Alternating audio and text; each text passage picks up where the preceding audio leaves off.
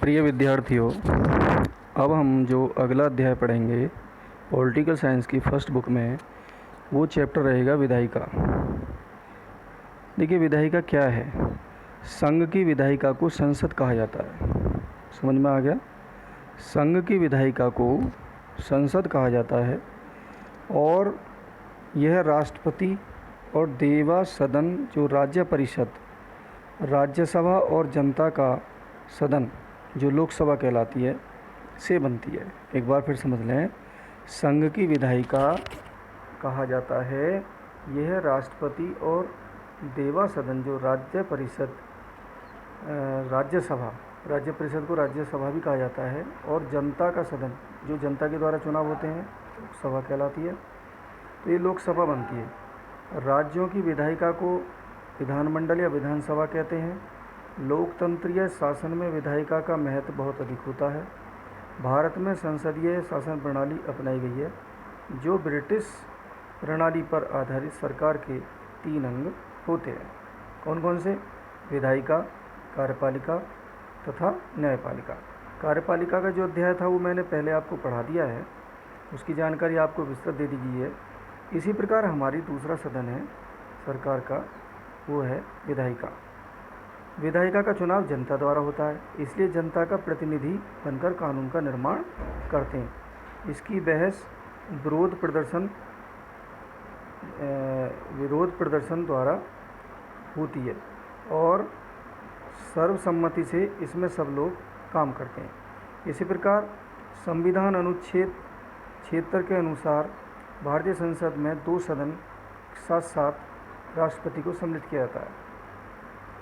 द्विसदनात्मक राष्ट्रीय विधायिका का पहला लाभ समाज के सभी वर्गों और देश के सभी क्षेत्रों को समुचित प्रतिनिधित्व दे सकें। दूसरा लाभ संसद के प्रत्येक निर्णय पर दूसरे सदन में पुनर्विचार किया जाता है।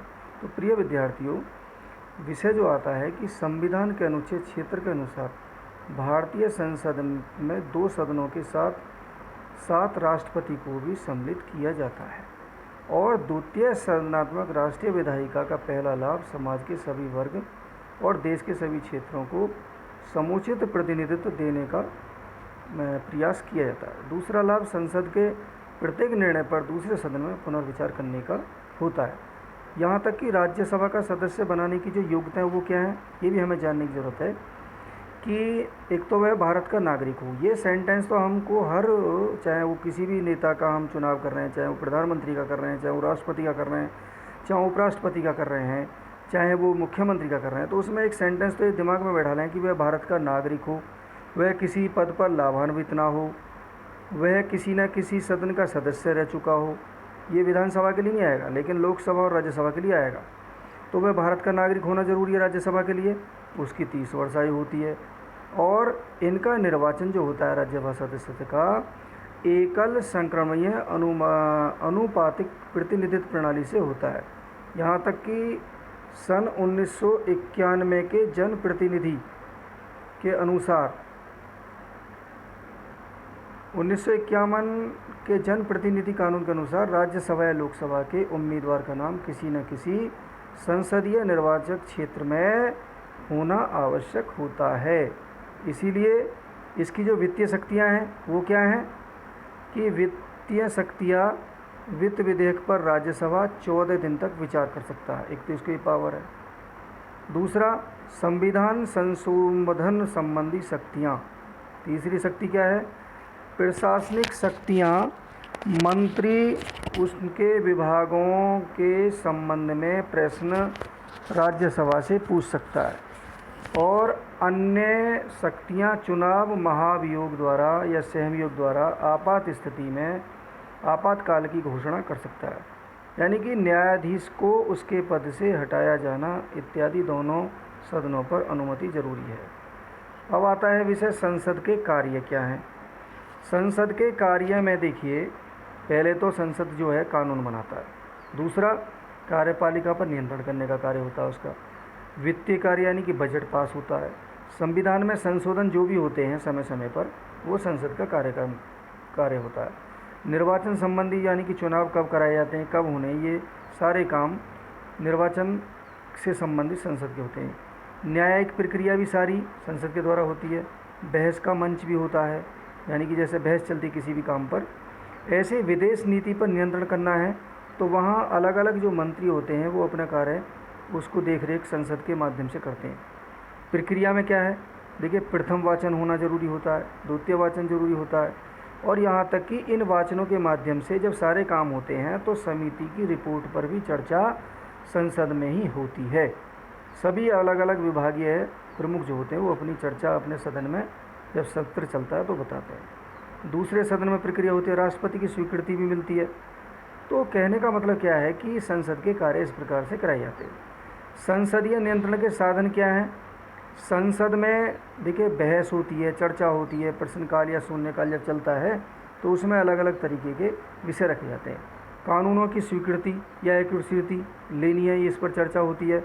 दूसरा, वित्तीय नियंत्रण, फाइनेंस कंट्रोल कैसे होता है, बचत कैसे होती है, या जो राज्य सरकार को या केंद्र सरकार का जो विकास करना है उसके लिए पैसे की व्यवस्था कैसे की जाए, क्या क्या प्लानिंग होती है, इस पर चर्चा होती है, जो संसद का नियंत्रण करने का एक साधन करने का तरीका होता है। संसदीय समितियां, विभिन्न विधायी और दैनिक कार्यों के लिए समिति का गठन संसदीय कामकाज का एक होना जरूरी है, और विभिन्न मामलों पर विचार विमर्श करना इनके लिए ज़रूरी होता है, जिसमें प्रशासनिक जो अधिकारी होते हैं उस पर निगरानी करते हैं। इसके बाद में वित्तीय समितियां, इसमें जो फाइनेंस कंट्रोलिंग जो कम्युनिटी होती है, समुदाय होता है, वो कैसे इसको कंट्रोल करता है। लोक लेखा समिति, भारत सरकार के विभिन्न विभागों का खर्चा नियमानुसार हो रहा है या नहीं, इसकी जानकारी वित्तीय समिति रखती है। दूसरा, प्राक्कलन समिति खर्च में किफ़ायत किस तरह करती है, और लोक उपक्रम सरकारी उद्योगों की रिपोर्ट की जांच करना भी वित्तीय समितियों का होता है। उद्योग या व्यवसाय कुशलतापूर्वक चलाया जा रहा है या नहीं, इसकी जानकारी लेनी जरूरी होती है वित्तीय समिति के माध्यम से। और विभागीय जो समितियां होती हैं वो स्थायी होती हैं। कौन कौन सी हैं? नियमन समिति होती है, विशेषाधिकार समिति होती है, कार्य मंत्रणा समिति होती है, आसवन समिति होती है। तो प्रिय विद्यार्थियों, आज का मैं ये जानना चाह रहा हूँ कि हमने संसद के कार्य कैसे होते हैं, संसद में विधायिका का क्या रोल है। इस प्रकार के इसमें ई लर्निंग आउट के माध्यम से हमें जानना है कि संसद है क्या, संसद का चुनाव कैसे होता है, संसद में कौन बैठता है।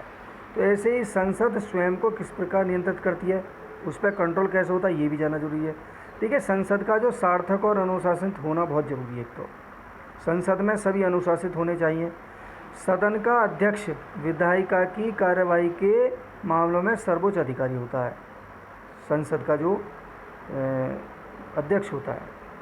तो ओम बिरला है जैसे इस समय, इनका जो है सारा कंट्रोल इनके माध्यम से होता है, ये सर्वोच्च अधिकारी माना जाता है। दल बदल निरोधक कानून द्वारा सन 1985 में 52वां संशोधन किया गया था, और 91वें संविधान संशोधन द्वारा संशोधित किया गया। यदि कोई सदस्य अपने दल के नेतृत्व के आदेश के बावजूद सदन में उपस्थित न हो या दल के निर्देश के विपरीत सदन में मतदान करे तो वह स्वेच्छा से दल की सदस्यता से अपना त्यागपत्र दे सकता है, और उसे लास्ट में उसको संज्ञा दी जाती है दल बदल, यानी कि दल बदलू, अपना कभी किसी पार्टी में जाना, कभी किसी पार्टी में जाना। अध्यक्ष उसे इस सदन की सदस्यता के अयोग्य ठहरा सकता है।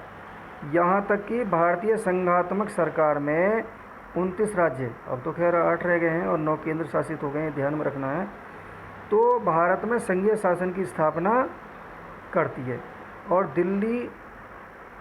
दिल्ली को राष्ट्रीय राजधानी क्षेत्र का दर्जा दिया गया है।